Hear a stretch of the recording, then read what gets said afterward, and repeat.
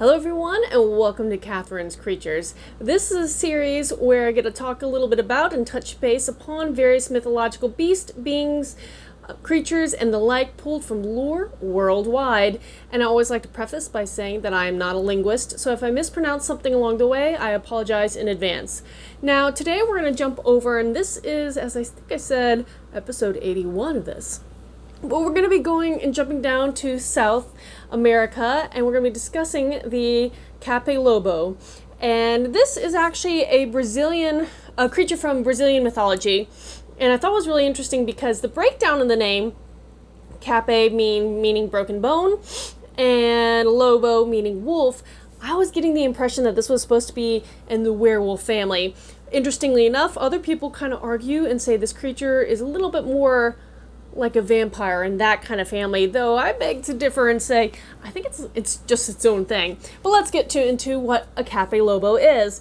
So Capelobo is a creature that actually takes on two different forms. One's a little more animalistic, and the other one is kind of humanoid in some regards. The animal form looks like the tapir, one of the creatures, actual living animals in Brazil area. So the tapir, animal shape with usually some kind of dog-like attributes, again distinguishing it from the actual animal that it's looking like. Now the humanoid part is where it gets really weird because it has a body of a person, but the head takes on the form typically of a giant anteater, though sometimes depending on the myth, they are described as having heads of either dogs or tapirs as well. But again, a humanoid body, animal head.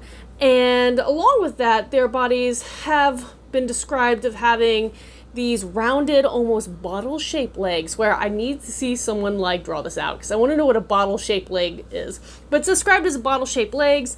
They're usually covered with a lot of body hair as well. And sometimes they're even described with only having one leg and not two. So I guess that one would have to hop around a lot. But with that said, they exist and run around in forests that are kind of close proximity to human population, typically located in the floodplain areas. And they aren't necessarily predators of humans for once.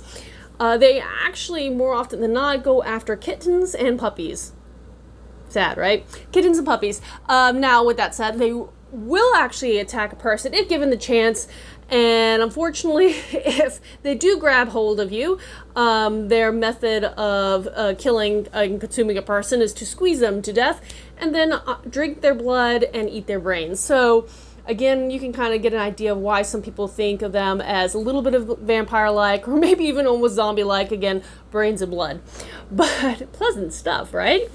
The only way to kill a Capelobo would be to shoot it in the navel. So very different from the headshots you get for a lot of European creatures and cultures. So shoot them in the navel.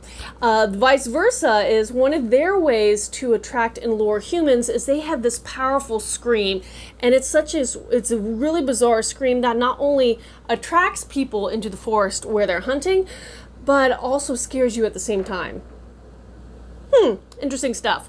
They also, there's some lore and references that the fact that the Capelobo might actually have some human origin, where if you are a person who's reached such an old age, you may have the ability to transform into a Capelobo yourself. So if you have any questions about this or any other mythological creature, post them in the comments below or reach out to me on any of my social media. That's kind of all I have today on this particular creature. Again, I think it's kind of fascinating because I don't really know a lot about Brazilian mythology, and so this was a fun little dabble into that mythos. And again, I'd love to talk to you at some point, and until next week, Skull.